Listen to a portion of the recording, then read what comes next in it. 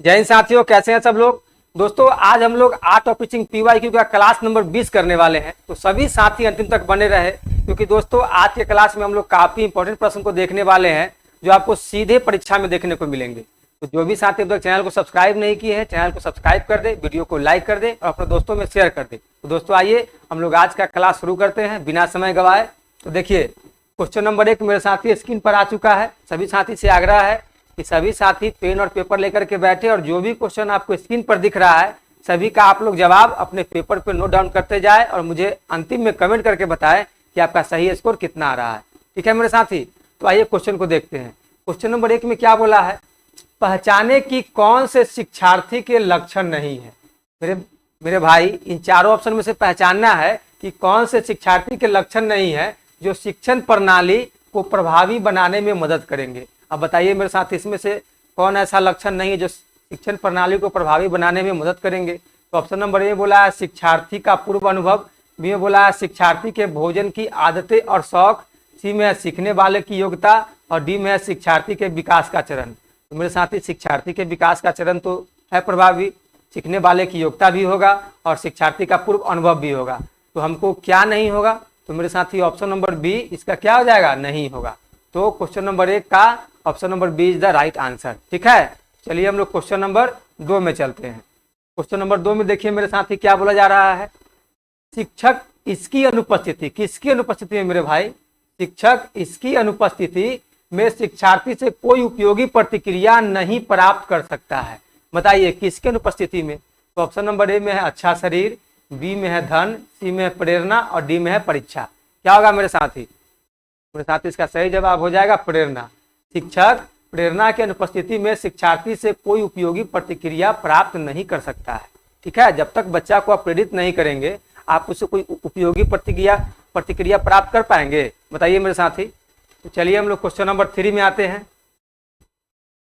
Question number 3 में क्या बोला है, छोटे सहयोगात्मक शिक्षण। क्या बोला है मेरे साथी, छोटे सहयोगात्मक शिक्षण समूहों में विद्यार्थियों की संख्या है। छोटे सहयोगात्मक शिक्षण का जो समूह बनता है उसमें विद्यार्थियों की संख्या कितनी होती है। तो ऑप्शन नंबर ए में है 3 से 4, बी में है 5 से 6, सी में है 8 से 10 और डी में है 10 से 15। कितना होता है मेरे साथी, तो इसमें होता है 3 से 4। Option number A is the right answer. ठीक है, चलिए क्वेश्चन नंबर 4 में आते हैं। क्वेश्चन नंबर 4 में मेरे साथी क्या बोला है, पदानुक्रम के उच्चतम स्तर है। पदानुक्रम किसका है, ब्लूम टेक्सोनॉमी के पदानुक्रम की बात किया जा रहा है मेरे साथी।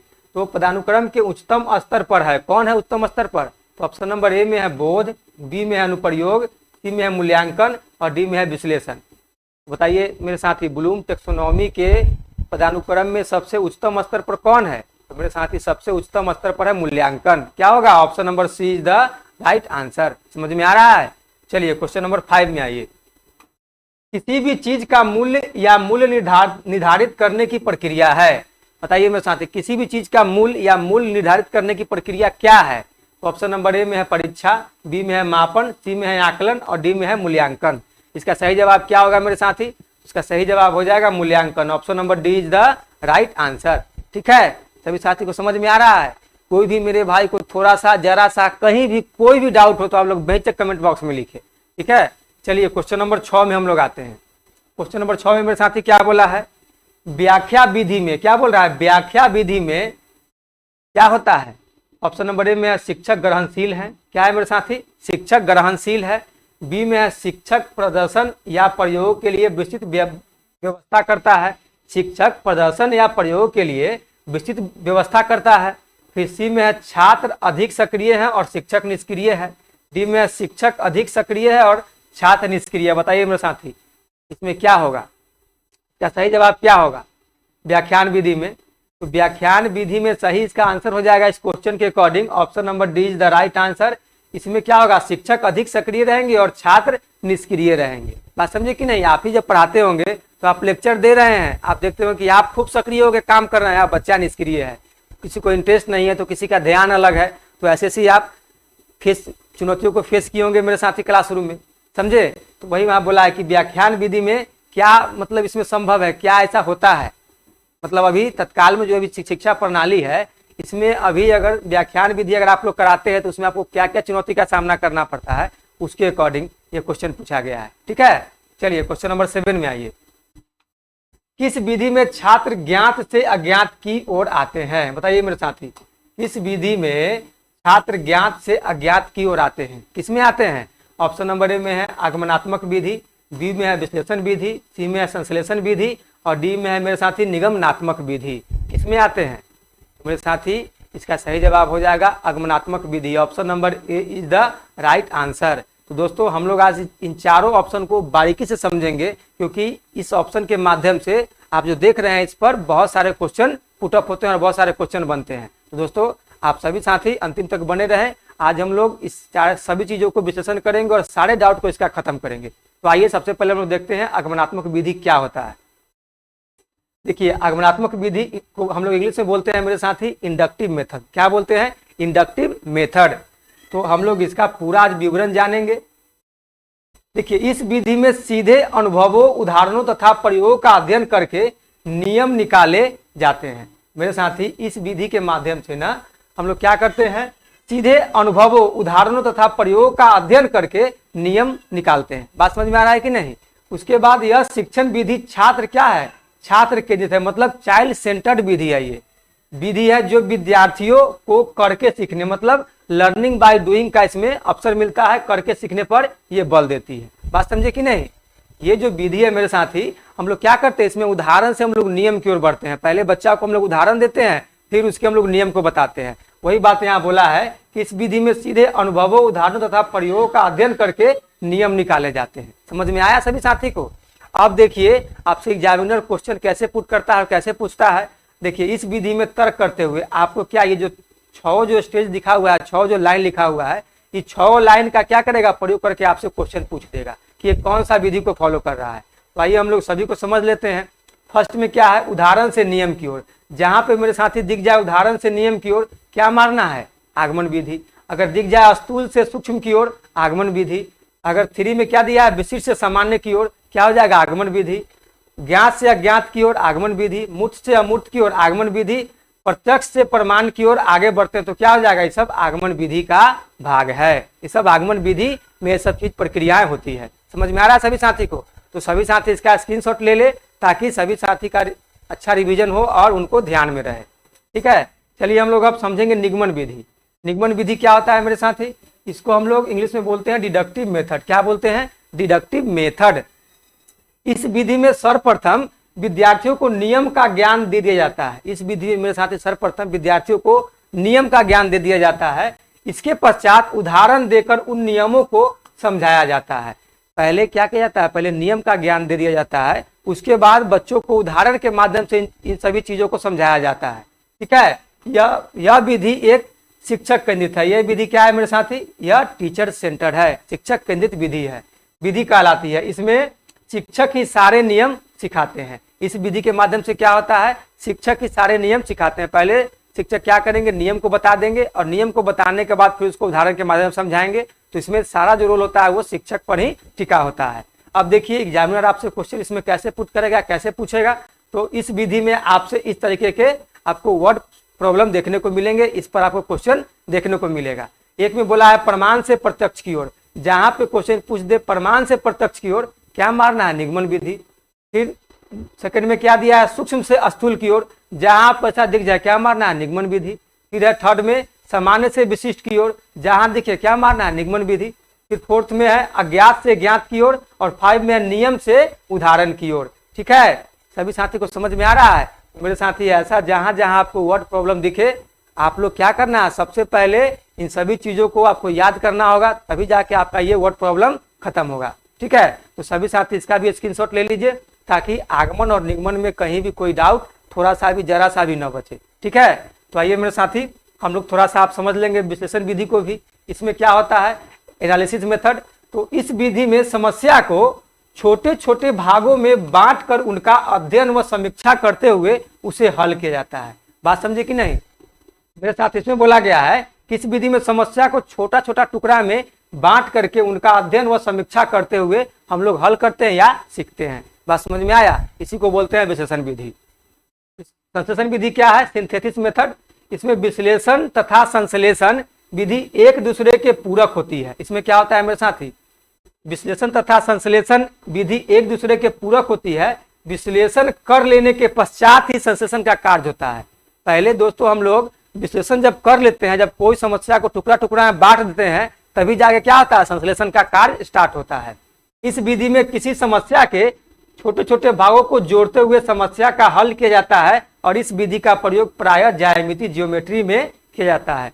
मेरे साथी, संश्लेषण विधि का प्रयोग आप हमेशा ज्योमेट्री में ही देखते होंगे। ठीक है, तो सभी साथी का डाउट क्लियर हो गया। आगमन, निगमन, विश्लेषण और संश्लेषण विधि, उम्मीद है कि सभी साथी का डाउट क्लियर हो गया होगा। तो सभी साथी इसका भी स्क्रीनशॉट ले लीजिए ताकि आप लोग को रिवीजन करने में सुविधा हो। ठीक है मेरे साथी, चलिए हम लोग क्वेश्चन नंबर अब 8 देखेंगे। क्वेश्चन नंबर 8 में मेरे साथी क्या बोला जा रहा है, ईवीएस में एक अच्छे होम असाइनमेंट पर, क्या बोल रहा है मेरे साथी, ईवीएस में एक अच्छे होम असाइनमेंट पर मुख्य रूप से ध्यान केंद्रित करना चाहिए। मुख्य रूप से ध्यान केंद्रित क्यों करना चाहिए ईवीएस में एक अच्छे होम असाइनमेंट पर, यही बात हमसे पूछ रहा है कि क्यों करना चाहिए। तो ऑप्शन नंबर ए में है दोहराने और प्रबंधन देने में, बी में है सीखने में महारत हासिल करना, सी में है विस्तृत के लिए चुनौती और उत्साह देना, डी में है समय का बेहतर उपयोग करना। बताइए मेरे साथ इसका सही जवाब क्या होगा। तो मेरे साथ इसका सही जवाब हो जाएगा विस्तृत के लिए चुनौती और उत्साह देना। Option number C is the right answer. ठीक है, चलिए क्वेश्चन नंबर 9 में आइए। एक शैक्षिक वर्ष के लिए कार्य योजना क्या है मेरे साथी, एक शैक्षिक वर्ष के लिए कार्य योजना क्या कहलाता है। तो ऑप्शन नंबर ए में है इकाई योजना, बी में है वार्षिक योजना, सी में है पाठ्य योजना और डी में है मेरे साथी मासिक योजना। क्या हो जाएगा, तो मेरे साथी इसका सही जवाब हो जाएगा वार्षिक योजना। एक शैक्षणिक वर्ष के लिए कार्य योजना वार्षिक योजना कहलाता है। ठीक है, चलिए क्वेश्चन नंबर 10 में आइए। आइए दोस्तों, अब हम लोग क्वेश्चन नंबर 10 देखेंगे। क्वेश्चन नंबर दोस्तों 10 में क्या बोला जा रहा है, तैयारी, प्रस्तुति, डैश और उत्पादन पाठ्य योजना के 4 एस है। क्या बोला मेरे साथी, तैयारी, प्रस्तुति और डैश और उत्पादन पाठ्य योजना के 4 PS है। अब 4 PS क्या होता है मेरे साथी, 4 PS क्या होता है, सबसे पहले हम लोग 4P को समझ लेते हैं। देखिए हम लोग यहाँ 4P को हम लोग यहाँ पे डिस्क्राइब कर चुके हैं। तो फर्स्ट P का मतलब क्या होता है, प्रिपरेशन। प्रिपरेशन को हम लोग क्या बोलते हैं हिंदी में, तैयारी। फिर सेकेंड P का क्या मतलब है, प्रेजेंटेशन। इसका क्या होता है हिंदी में, प्रस्तुति। फिर थर्ड में क्या है, प्रैक्टिस। इसको हम लोग क्या बोलते हैं हिंदी में, अभ्यास। और फोर्थ में क्या है, प्रोडक्शन, जिसको हम लोग बोलते हैं हिंदी में उत्पादन। तो बताइए मेरे साथी, सभी साथियों का 4P का डाउट क्लियर हुआ। फर्स्ट मतलब क्या होगा, प्रिपरेशन। सेकेंड मतलब क्या होगा, प्रेजेंटेशन। और थर्ड मतलब प्रैक्टिस। और फोर्थ मतलब क्या होगा मेरे साथी, प्रोडक्शन। तो सभी साथी इसका भी स्क्रीनशॉट लेकर के रख सकते हैं ताकि आप लोग को रिवीजन में सहूलियत हो, आसानी हो। अब बताइए इसका जवाब क्या होगा। एक तो दे दिया तैयारी, दूसरा दे दिया प्रस्तुति और तीसरा क्या हो जाएगा यहाँ पे, सही मेरे साथी, तीसरा क्या होगा यहाँ पे देखिए। अब तो सभी साथी इसका सही जवाब बना चुके होंगे, लिख चुके होंगे। इसका हो जाएगा प्रैक्टिस, अभ्यास। क्या होगा, अभ्यास। कहाँ पे है, option number A is the right answer. ठीक है, चलिए हम लोग क्वेश्चन नंबर अब 11 में चलते हैं। क्वेश्चन नंबर 11 में मेरे साथी क्या है, एक प्रशिक्षण तकनीक के रूप में सूक्ष्म शिक्षण में 3 चरण शामिल है, वे क्या है। एक प्रशिक्षण तकनीक के रूप में सूक्ष्म शिक्षण में 3 चरण शामिल है, वे क्या है। अब हमको वो बताना है कि क्या है। तो ऑप्शन नंबर ए में है ज्ञान अर्जन, कौशल अर्जन और ज्ञान का हस्तांतरण।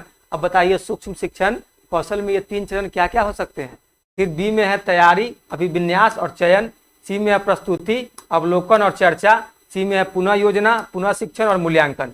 बताइए मेरे साथ इसका सही जवाब क्या होगा। तो मेरे साथी इसका सही जवाब हो जाएगा ज्ञान अर्जन, कौशल अर्जन और ज्ञान का हस्तांतरण। ये सूक्ष्म शिक्षण में 3 चरण शामिल हैं। ठीक है, option number A is the right answer. ठीक है मेरे साथी, चलिए क्वेश्चन नंबर 12 में आइए। सूक्ष्म शिक्षण का लाभ नहीं है, बताइए मेरे साथी सूक्ष्म शिक्षण का क्या लाभ नहीं है। ऑप्शन नंबर ए में है तत्काल प्रतिक्रिया, बी में है पुनः पाठ्य योजना का अवसर, सी में एक समय में एक सीखने के कौशल पर ध्यान केंद्रित करना और डी में शिक्षण स्थितियों पर नियंत्रण का अभाव। क्या होगा मेरे साथी, इसका सही जवाब आप सभी साथी कमेंट बॉक्स में बताइए। तो इसका हो जाएगा शिक्षण स्थितियों पर नियंत्रण का अभाव। Option number D is the right answer.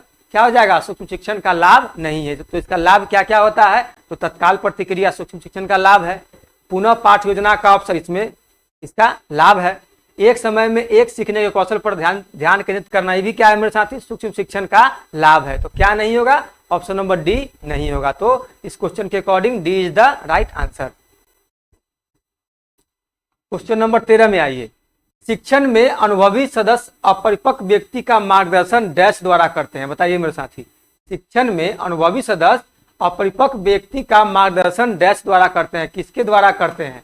Option number ए में है समय बिताते हुए, बी में है योग्यता के द्वारा, सी में है जीवन की गुणवत्ता के द्वारा और डी में है जीवन का समायोजन के द्वारा। बताइए मेरे साथी, इसका सही जवाब क्या होगा? तो मेरे साथी इसका सही जवाब हो जाएगा option number D is the right answer.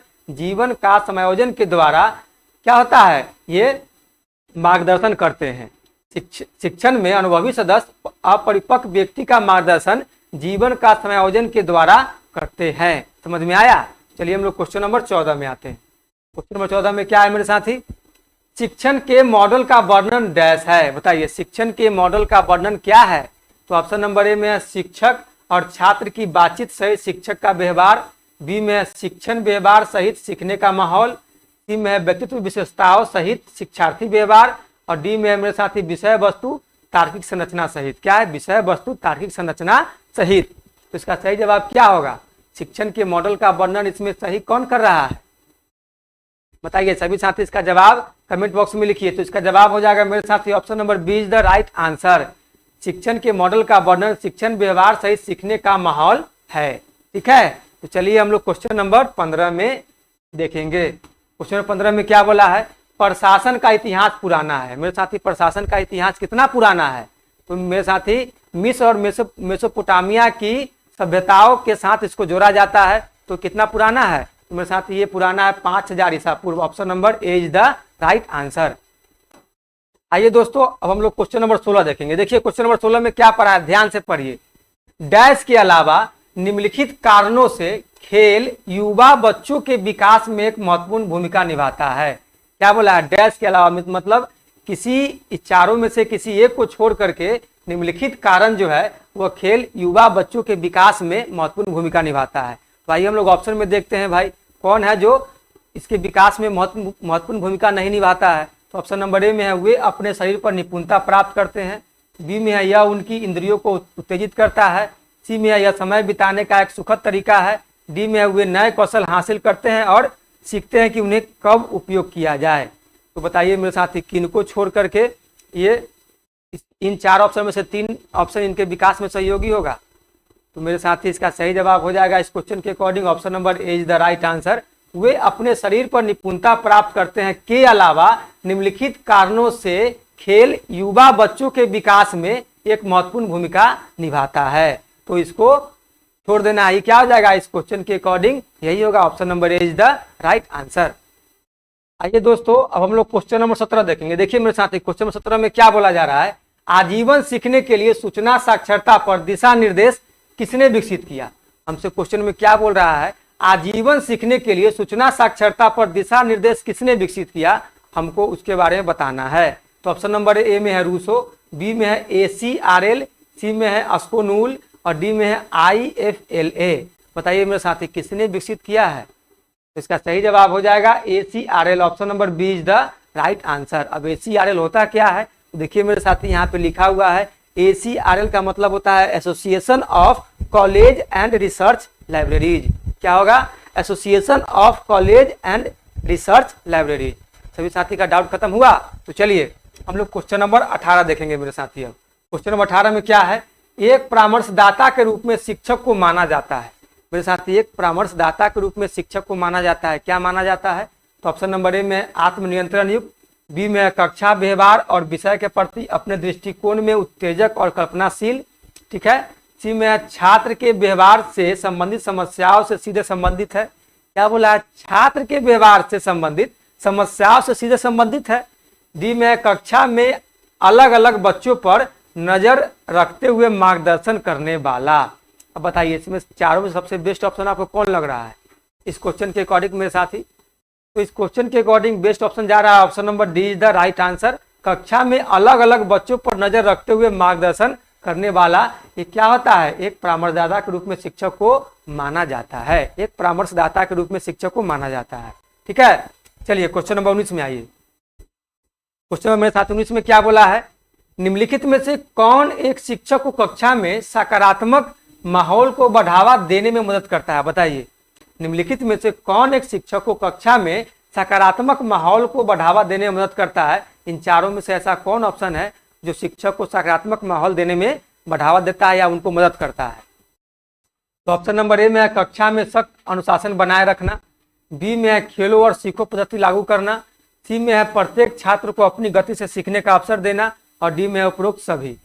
तो मेरे साथी सबसे पहले हम लोग यहाँ पे समझेंगे कक्षा में सख्त अनुशासन बनाए रखना। तो सख्त का आप लोग यहाँ निगेटिव सेंस मत लीजिएगा। सख्त का मतलब यहाँ ये भी होता है कि क्लासरूम को या कक्षा कक्ष को एक सही तरीके से व्यवस्थित करना, कि चीज़ों को कहाँ पे सेट करना है, कहाँ पे बोर्ड लगाना है, कहाँ पे चार्ट लगाना है। तो ये भी क्या होता है, एक सख्त अनुशासन के रूप में आता है जो व्यवस्थित क्लासरूम को सही तरीके से ढांचे में तैयार किया जाए। ठीक है, तो ये क्या हो जाएगा, यहाँ पे पॉजिटिव सेंस आ जाएगा। कक्षा में सख्त अनुशासन बनाए रखना, यही बात सही है। खेलो और सीखो पद्धति लागू करना, यही बात सही है। ठीक है, प्रत्येक छात्र को अपनी गति से सीखने का अवसर देना, ये भी बात सही है मेरे साथी। तो इस क्वेश्चन के अकॉर्डिंग क्या हो जाएगा, option number D is the right answer. इसमें उपरोक्त सभी लाइनें सही हैं। ठीक है, चलिए क्वेश्चन नंबर 20 में आइए।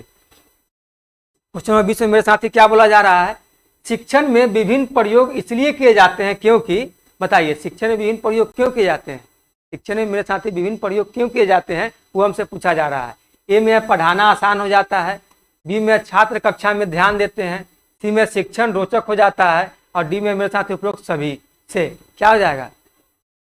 तो मेरे साथी ये हो जाएगा option number D is the right answer, उपरोक्त सभी हो जाएगा। क्योंकि शिक्षण में विभिन्न प्रयोग इसलिए किए जाते हैं ताकि पढ़ाना आसान हो जाए। अब मान लीजिए कि अब 19वीं सदी का शिक्षण पद्धति अगर अभी चलाया जाए तो संभव है कि बच्चा जो है वो सही से सीख पाएगा। क्योंकि पहले क्या था, शिक्षक केंद्रित क्लासरूम था, शिक्षक केंद्रित हमारा पढ़ाई होती थी, तो वो सब पद्धति खत्म हो चुका है। इसलिए शोध का काम, जैसे विभिन्न अगर शिक्षा में शोध हो रहे हैं तो क्या हो रहा है, वो आपके बच्चों के वर्तमान स्थिति के साथ शिक्षा में चेंजेस किए जाते हैं कि बच्चा कैसे आसानी से सीख पाएगा। ठीक है, तो इसका क्या हो जाएगा, क्वेश्चन नंबर 20 का option number D is the right answer. चलिए क्वेश्चन नंबर 21 में आइए मेरे साथी। क्वेश्चन नंबर 21 में क्या बोला है, मूल्यांकन का उद्देश्य है। बताइए मूल्यांकन का क्या उद्देश्य है? ए में है निर्णय, बी में है भविष्यवाणी, सी में है मूल्य गुण निर्धारण और डी में है राय। बताइए मेरे साथ इसका सही जवाब क्या होगा। तो मूल्यांकन का उद्देश्य है मूल्य या गुण निर्धारण, option number C is the right answer. ठीक है, चलिए क्वेश्चन नंबर 22 में आइए। क्वेश्चन नंबर 22 में मेरे साथ क्या बोला जा रहा है, व्यवहार के नमूने को मापने के लिए किस उपकरण का उपयोग किया जाता है? बताइए मेरे साथी, व्यवहार के नमूनों को मापने के लिए किस उपकरण का प्रयोग किया जाता है? तो ऑप्शन नंबर ए में है मूल्यांकन, बी में है आकलन, सी में है मापन और डी में है परीक्षण। सही मेरे साथ इसका सही जवाब क्या होगा। तो मेरे साथी व्यवहार के नमूनों को मापने की बात आ जाए ना, तो वहां पे जो हम लोग उपकरण का यूज करेंगे उस उपकरण को हम लोग बोलते हैं, क्या बोलेंगे, हम लोग बोलते हैं परीक्षण। Option number D is the right answer. चलिए क्वेश्चन नंबर 23 में आइए। सभी साथियों को मजा आ रहा है? तो सभी साथियों को मजा आ रहा है तो एक बार लाइक का बटन दबा दीजिए। क्वेश्चन नंबर 23 में हम लोग देखिए क्या बोला है मेरे साथी, निबंध प्रकार के प्रश्नों का मुख्य लाभ क्या है? हमसे पूछ रहा है कि निबंध प्रकार के प्रश्नों का मुख्य लाभ क्या है। तो ऑप्शन नंबर ए में छात्रों की सीखने की कठिनाइयों का निदान कर सकते हैं, बी में अंक प्रदान करने के लिए निबंध है, सी में विद्यार्थी उत्तर का अनुमान लगा सकते हैं, डी में वे जटिल सीखने के परिणामों को माप सकते हैं जिन्हें अन्य प्रकार के प्रश्नों के साथ नहीं मापा जा सकता है। बताइए मेरे साथ इसका सही जवाब क्या होगा। सभी साथी को मजा आ रहा है? तो मेरे साथ इसका सही जवाब हो जाएगा option number D is the right answer. निबंध प्रकार के प्रश्नों का मुख्य लाभ होता है वो जटिल सीखने के परिणामों को माप सकते हैं जिन्हें अन्य प्रकार के प्रश्नों के साथ नहीं मापा जा सकता है। ठीक है मेरे साथी, चलिए क्वेश्चन नंबर 24 में आइए। क्वेश्चन नंबर 24 में क्या है, पाठ्यचर्या का प्रमुख संबंध है। पाठ्यचर्या का प्रमुख संबंध है, क्या प्रमुख संबंध है, किससे संबंध है? तो ऑप्शन नंबर ए में व्यक्तियों के व्यवहार में बदलाव, बी में नौकरी के लिए तैयारी, सी में व्यक्तिगत संतुष्टि और डी में उपरोक्त में से कोई नहीं। क्या होगा मेरे साथी, सही जवाब हो जाएगा व्यक्तियों के व्यवहार में बदलाव पाठ्यचर्या से ये प्रमुख संबंध रखता है। पाठ्यचर्या का मतलब प्रमुख यही क्या है, उद्देश्य है कि व्यक्तियों के व्यवहार में बदलाव आए। बच्चा जब जाता है अपने घर से समाज से निकल के तो वो देखते हैं अच्छाई और बुराई दोनों स्वभाव को लेकर के जाता है। विद्यालय में क्या होता है, वो चीज़ों को सीखता है, वहाँ के माहौल में अपने आप को ढालता है, सही गलत की वहाँ पे समझ वो अपने आप में विकसित करता है। ठीक है, चलिए क्वेश्चन नंबर 25 में आइए। पाठचर्या का महत्वपूर्ण कारक इनमें से किसको प्राप्त करने में मदद करना है? बताइए मेरे साथी। फिर क्वेश्चन आ गया पाठचर्या से। इसमें क्या बोला है? पाठचर्या का महत्वपूर्ण कारक इनमें से किसको प्राप्त करने में मदद करना है? बताइए किसको प्राप्त करने में मदद करना है मेरे साथी? तो ऑप्शन नंबर ए में है शिक्षा, बी में है उद्देश्य, सी में है गुण और डी में क्या है? नौकरी। क्या हो जाएगा? तो मेरे साथ इसका सही जवाब हो जाएगा option number B is the right answer, उद्देश्य। क्या हो जाएगा? उद्देश्य। चलिए क्वेश्चन नंबर 26 में आइए। शिक्षण में निम्नलिखित में से क्या शिक्षक के लिए एक चुनौती है? बताइए मेरे साथी। शिक्षण में निम्नलिखित में से क्या शिक्षक के लिए एक चुनौती है? अब एक शिक्षक के लिए क्या चुनौती है? जो चारों जो दिया हुआ है ऑप्शन, इसमें से एक शिक्षक के लिए चुनौती है, उसको छांटना है। तो ऑप्शन नंबर ए में है एक प्रश्न पत्र तैयार करना, बी में छात्रों का मूल्यांकन करना, सी में अनुशासन बनाए रखना और डी में शिक्षण अधिगम को आनंददायक बनाना। तो मेरे साथी एक शिक्षक के लिए सबसे बड़ा चुनौती क्या होता है? क्लासरूम में शिक्षण अधिगम को क्या होता है? आनंददायक रूप बनाए रखना। देखते हुए कि बच्चा को आप पढ़ा रहे हैं तो बच्चा धीरे धीरे क्या होता है, पढ़ते पढ़ते वो धीरे धीरे बोर होने लगेगा, उसका ध्यान हटने लगता है। तो आपको हमेशा ये सूचित करना होगा कि बच्चा हमेशा आपसे इंटरेक्ट करते रहे। तो उसके लिए क्या करना होगा? आपको चीज़ों को बहुत ही इंटरेस्टिंग वे में बताना होगा। तो सबसे बड़ा शिक्षक के पास चुनौती क्या आता है? शिक्षण अधिगम को आनंददायक बनाना। क्या हो जाएगा? क्वेश्चन नंबर 26 के according option number D is the right answer. चलिए क्वेश्चन नंबर 27 में आइए। सीखने का सबसे उपयुक्त अर्थ है? बताइए मेरे साथी, सीखने का सबसे उपयुक्त अर्थ क्या है? ऑप्शन नंबर ए में है ज्ञान का अधिग्रहण, बी में है व्यक्तिगत समायोजन, सी में है ज्ञान का समावेश और डी में है व्यवहार में संशोधन। तो मेरे साथी सीखने का सबसे उपयुक्त अर्थ माना जाता है व्यवहार में संशोधन। जो पहले से आप व्यवहार आपका है मतलब क्या है? आक्रोशित व्यवहार है। आप बहुत कुछ सीखे तो क्या हो गया? आपका मन शांत हो गया, फिर आपका व्यवहार में परिवर्तन आ गया। तो सीखने का सबसे उपयुक्त अर्थ क्या होगा? व्यवहार में संशोधन या परिवर्तन। चलिए क्वेश्चन नंबर 28 में आइए। क्वेश्चन नंबर 28 में क्या बोला है? विद्यार्थियों को दंड देने का मुख्य उद्देश्य क्या है? अब यहाँ पे क्वेश्चन आ गया क्या? विद्यार्थियों को दंड देने का मुख्य उद्देश्य क्या है? तो हमको बताना है कि विद्यार्थियों को दंड देने का मुख्य उद्देश्य क्या है। आप भी सभी साथी सोचिए, क्योंकि आप सब साथी टीचर है, आप बच्चा को दंड क्यों देंगे? तो ऑप्शन नंबर ए में है अधिकार प्रदर्शित करे, बी में दूसरों को भी ऐसा करने से बचाए, सी में अपराधी को सुधारे और डी में है जो गलत किया गया है उसका बदला लेना। जो गलत किया गया है उसका बदला लेना। तो ये तो भाव रखना ही नहीं है, सब देख के काटना है। फिर क्या है? दूसरों को भी ऐसा करने से बचाए, सी में क्या? अधिकार प्रदर्शित करे। ये सब क्या है? तीनों ऑप्शन गलत है। तो इसका सही जवाब क्या होगा? अपराधी को सुधारे।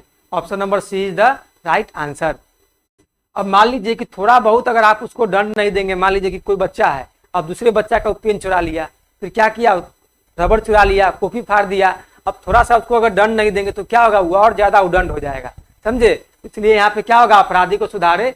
इसका मुख्य उद्देश्य होता है कि जो छोटे से बच्चे जो बाल चोर होते हैं ना, उनको कम से कम सही रास्ता बताया जाए कि बाबू ये करना गलत है, इसे समाज में लोग आपको गलत निगाह से देखेगा, आपका लोग कोई सम्मान नहीं करेगा। ठीक है, चलिए क्वेश्चन नंबर 29 में आइए।